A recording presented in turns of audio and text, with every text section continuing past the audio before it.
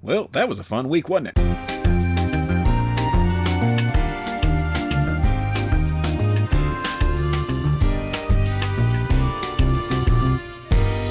Hey folks, welcome to what is that? Okay, this week in history, sorry there, I'm me, you're you, pitter patter, let's get at her. On June 14th, in 1158, the city of Munich was founded by Henry the Lion. He wasn't actually a lion, you see, it was just a nickname, but he was the Duke of Saxony and Bavaria at varying points, and under different numberings. In 1846, the Bear Flag Revolt began, where American immigrants in Sonoma, California rebelled against Mexico and declared themselves an independent republic. This republic lasted for 25 days before being added as American territory. This revolt also helped with the build-up to the Mexican-American War and is why there's a bear on the California flag. On June 15th in 1648, the first witchcraft execution in the Massachusetts Bay Colony, the hanging of midwife Margaret Jones, took place in Boston. Jones was the first, but she wouldn't be the last, as between 1648 and 1693, over 80 people were accused of witchcraft and 15 executed, including that little dust-up in Salem.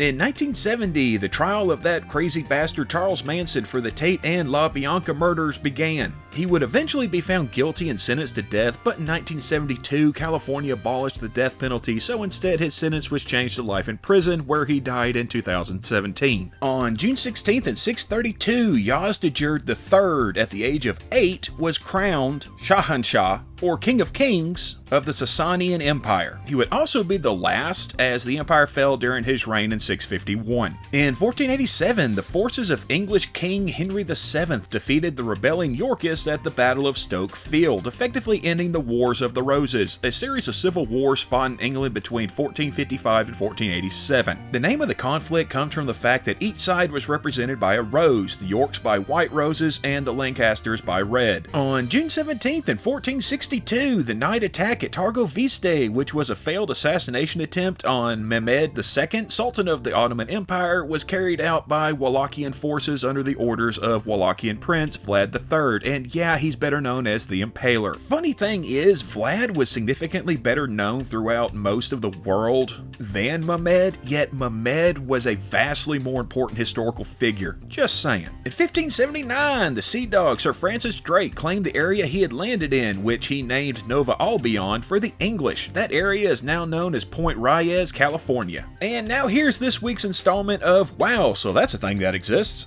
Uncle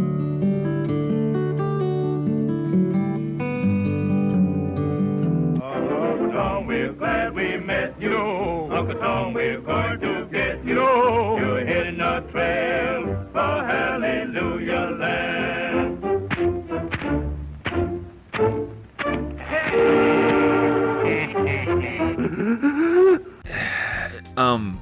On June 18th, in 1812, James Madison signed the Declaration of War against the United Kingdom, beginning, you guessed it, the War of 1812. Yeah, that was a fun one. In 1815, Napoleon was defeated at the Battle of Waterloo, ending his second reign as Emperor of France. He was subsequently exiled to the island of St. Helena, where he would die in 1821. On July 19th, 1306, the Earl of Pembroke led his army to victory over Robert the Bruce at the Battle of Methven during the First Scottish War of Independence. It was a major defeat for Robert and was actually a sneak attack on the Scottish camp after they had been told by the English that they would fight the battle the next day. This was considered rather dishonorable, by the way. Also, happy Juneteenth, because in 1865, news of the Emancipation Proclamation made it to Galveston, Texas, where the slaves were informed of their freedom.